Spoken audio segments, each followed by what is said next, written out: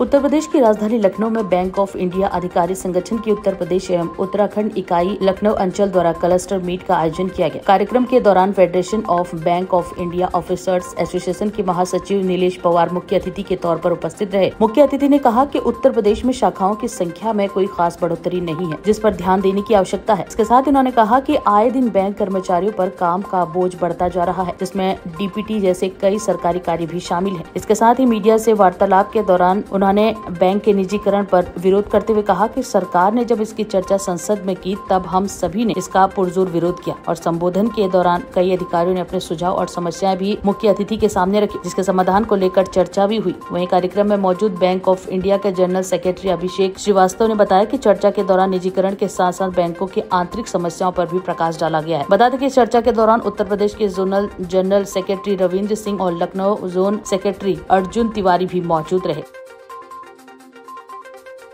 आज लखनऊ में selector meet का आयोजन है, क्या कहना चाहेंगे पूरे कार्यक्रम को लेकर? देखिए, ये जो हमारा आज कार्यक्रम है ये हमारी एक संवैधानिक जिम्मेदारी है।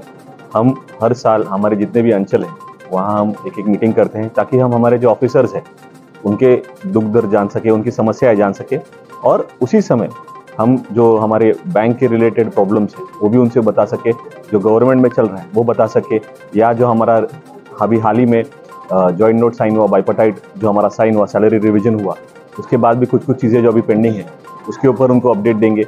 उनसे हम उनके रोज़मर्रा की दिक्कतें सुनेंगे ताकि वो हम मैनेजमेंट को बता सके, ताकि हम एक अच्छी कस्टमर सर्विस हमारे सारे कस्टमर्स को मुहैया कर सके। क्योंकि आज एक पब्लिक सेक्टर बैंक होने के कारण आज हमें जो हमारे नीचे के तबके के लोग हैं या हमारा जो बड़ा मास बैंकिंग का काम है, फाइनेंशियल इंक्लूजन का काम है, वो हमें करना होता है, जिसमें जनधन के खाते होते हैं, मुद्रा होता है, स्वनिधि पीएम स्वनिधि होता है।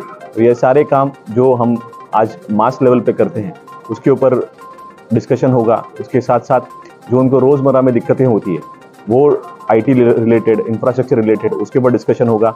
और साथ ही में जो हम बैंक से हमने नेगोशिएट करके, बार्गेन करके कुछ चीज़ें उनके लिए पर्स परक्विजिट के तौर पे हासिल की है उसके बारे में उनको बताएंगे। तो आज मीटिंग इसीलिए है। जो एम्प्लॉइज हैं उनको किस तरह समस्याएं हैं, जो मुख्य समस्याएं हैं उत्तर प्रदेश की बात करने में? आज अगर उत्तर प्रदेश का बात किया जाए तो आज जो नंबर ऑफ शाखाएं हैं उत्तर प्रदेश में वो बहुत टाइम से बढ़ नहीं रही है और जो काम भी है वो सबका सब पब्लिक सेक्टर बैंकों पे आ रहा है।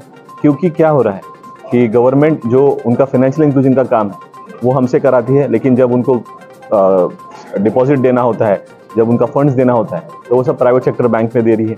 और जो काम रोज़मर्रा में बैंकर पे बढ़ते जा रहा है, पहले सिर्फ बैंकिंग का काम होता था कि डिपॉजिट लेना और लोन देना, अभी उसके अलावा बहुत सारा चीज़ बैंकर पे लादा गया है, जिसमें गवर्नमेंट का डीबीटी है, डायरेक्ट बेनिफिट ट्रांसफ़र है और बहुत सारे काम हैं, जिसकी वजह से आज एम्प्लॉयमेंट शॉर्टेज है। और इसीलिए काम ऑफिसर, क्योंकि रिक्रूटमेंट नहीं होने की वजह से जो एक सबसे बड़ी समस्या आज बैंकों में है कि पब्लिक सेक्टर बैंकों को रिक्रूटमेंट के लिए छूट नहीं मिल रही है और इसीलिए जो हमारे इधर रिटायरमेंट भी होते हैं उसके बाद नए ऑफिसर नहीं आ रहे, तो हम कस्टमर को अच्छी सर्विस नहीं दे पा रहे। फैसला गवर्नमेंट ने कुछ लास्ट पार्लियामेंट में फाइनेंस मिनिस्टर ने अपने बजट स्पीच में बोला भी था, लेकिन उसके बाद हमने पुरजोर तरीके से उसका विरोध किया। हम जिस संगठन से हैं, हम all India bank officers confederation से हैं, जिस अम्ब्रेला इंस्टीट्यूशन के नीचे लगभग 3.25 लाख ऑफिसर है पूरे पैन इंडिया में, और हम यूएफबीयू के अंडर हैं जहां लगभग 10 लाख बैंक कर्मचारी हैं।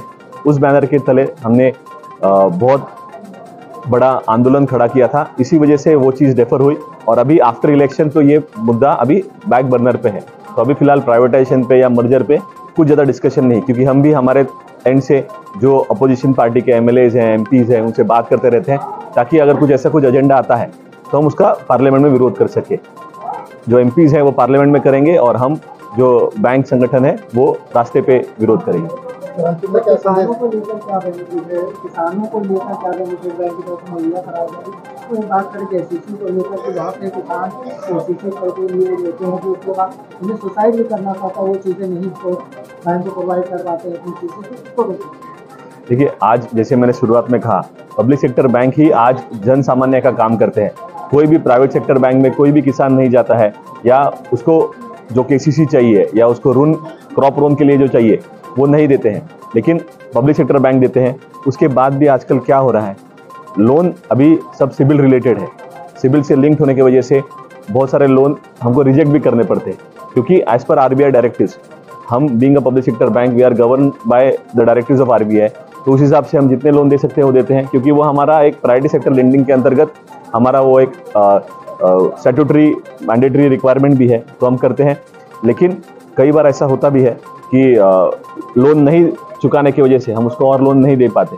लेकिन आप देखेंगे तो जो भी पब्लिक सेक्टर बैंक है उसमें लोन रिकवरी का जो है वो अभी तक आउटसोर्स नहीं किया है, जबकि प्राइवेट सेक्टर बैंकों में वो आउटसोर्स्ड है। तो जो रिकवरी के एजेंट है, ये जो सुसाइड आप बोल रहे हैं, वो मोर और लेस उसी वजह से होते हैं कि जो रिकवरी एजेंट जाके उनको धमकाते हैं या उनके रिश्तेदारों के पास जाते हैं कि अगर ये लोन नहीं चुकाएंगे तो उनका ज़मीन ही हो जाएगा।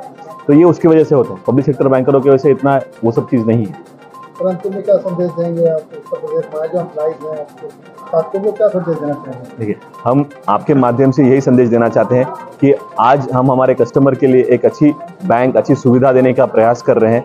हम सिर्फ इतना उनसे रिक्वेस्ट करते हैं कि जब आप कोई भी ब्रांच में आते हैं तो थोड़ा पेशेंस रखिए, क्योंकि क्या होता है जब वो कहीं दूसरे गवर्नमेंट इंस्टीट्यूशन में जाते हैं तो 2 घंटा रुकेंगे, 3 घंटा रुकेंगे, कोई आवाज़ नहीं करता। लेकिन यहाँ क्या होता है, यहाँ बैंकर एक सॉफ्ट टारगेट हो गया है, जहाँ कोई भी आके, लोकल पॉलिटिशियन भी आके कुछ बोल के चला जाता है, कुछ गाली दे के चला जाता है, जबकि बैंकर का मिस्टेक नहीं होता है।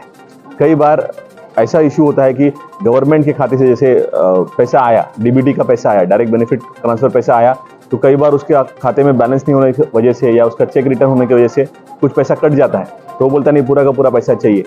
उसी साथ में कुछ लोकल पॉलिटिशियन भी उसमें इंटरफेयर करते हैं, अपना नेतागिरी चमकाने के चक्कर में वो लोग बोलते हैं कि नहीं ये लोग बैंकर बीच में पैसा खा रहे हैं। और वो ये सब चीज़ हम आपके माध्यम से भी, क्योंकि आप कॉन्स्टिट्यूशन के चौथे स्तंभ है और आप एक अनबायस्ड मीडिया है कि जो सारे बातें कस्टमर तक या पब्लिक तक पहुंचा सकते हैं, तो आपसे यही अनुरोध है कि आप कस्टमर्स को यही बोलिए कि पब्लिक सेक्टर बैंक जब तक है तब तक उनको सर्विस मिलेगी। क्योंकि क्या है, आज पब्लिक सेक्टर बैंक होने की वजह से उनको एक कॉम्पिटिटिव रेट में सर्विस मिलती है। अगर आप देखेंगे तो जहां प्राइवेट हॉस्पिटल और गवर्नमेंट हॉस्पिटल में यही अंतर है, गवर्नमेंट हॉस्पिटल है इसलिए थोड़ा प्राइवेट हॉस्पिटल थोड़ा बहुत तो कंट्रोल है, नहीं तो आज बिल कहाँ से कहाँ चला जाएगा। जैसे एयर इंडिया निकलने के बाद अभी एविएशन इंडस्ट्री में उसका जो टिकट्स का रेट है वो कहाँ से कहाँ चला गया।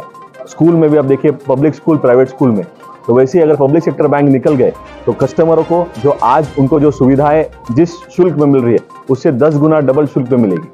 तो ये उनको समझना है।